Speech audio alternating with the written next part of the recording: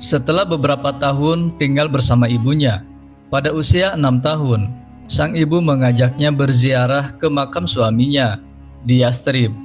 Maka berangkatlah mereka keluar dari kota Makkah, menempuh perjalanan sepanjang 500 km, ditemani oleh Ummu Aiman dan dibiayai oleh Abdul Muthalib. Di tempat tujuan, mereka menetap selama 1 bulan.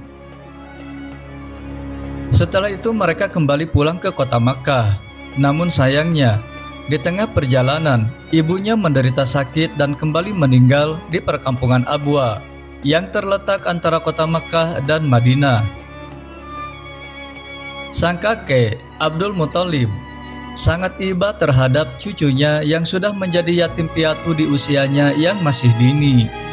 Maka dibawalah sang cucu ke rumahnya, diasuh dan dikasihinya melebihi anak-anaknya sendiri. Pada saat itu, Abdul Muthalib memiliki tempat duduk khusus di bawah Ka'bah. Tidak ada seorang pun yang berani duduk di atasnya, sekalipun anak-anaknya. Mereka hanya berani duduk di sisinya.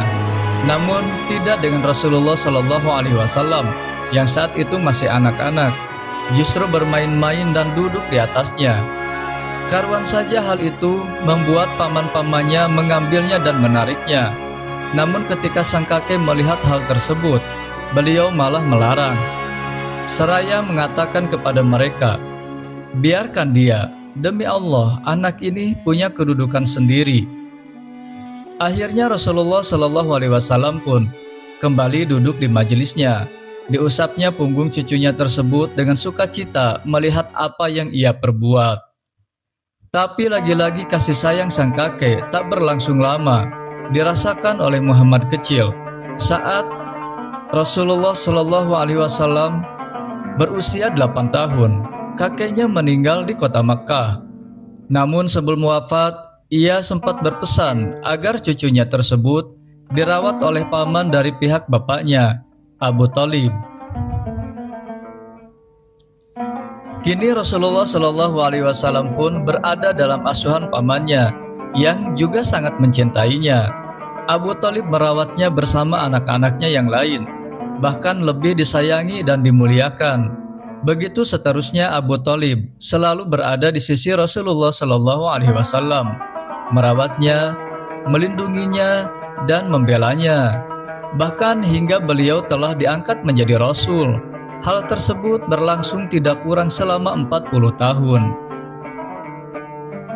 Pada saat Rasulullah Shallallahu Alaihi Wasallam berusia 12 tahun, Abu Thalib mengajaknya berdagang ke negeri Syam.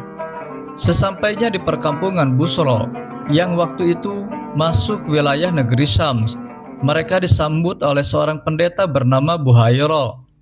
Semua rombongan turun memenuhi jamuan pendeta Buhairah, kecuali Rasulullah Shallallahu Alaihi Wasallam. Pada pertemuan tersebut, Abu Thalib menceritakan perihal Rasulullah Shallallahu Alaihi Wasallam dan sifat-sifatnya kepada pendeta Buhairah. Setelah mendengar ceritanya, sang pendeta langsung memberitahukan bahwa anak tersebut akan menjadi pemimpin manusia sebagaimana yang ia ketahui ciri-cirinya dari kitab-kitab dalam agamanya. Maka ia meminta Abu Thalib untuk tidak membawa anak tersebut ke negeri Syam karena khawatir di sana ada orang-orang Yahudi yang akan mencelakakannya. Akhirnya Abu Thalib memerintahkan anak buahnya untuk membawa pulang kembali Rasulullah Shallallahu Alaihi Wasallam ke kota Makkah. Pada usia 15 tahun, Rasulullah Shallallahu Alaihi Wasallam ikut serta dalam perang Fijar yang terjadi antara suku Quraisy yang bersekutu dengan Bani Kinanah melawan suku Qais Ailan. Peperangan akhirnya dimenangkan oleh suku Quraisy. Pada peperangan tersebut, Rasulullah Shallallahu Alaihi Wasallam membantu paman-pamannya menyiapkan alat panah. Setelah perang Fijar usai, diadakanlah perdamaian yang dikenal dengan istilah Hilful Fudul. Disepakati pada bulan Dzulqa'dah yang termasuk bulan haram, di rumah Abdullah bin Jud'an At-Taimi.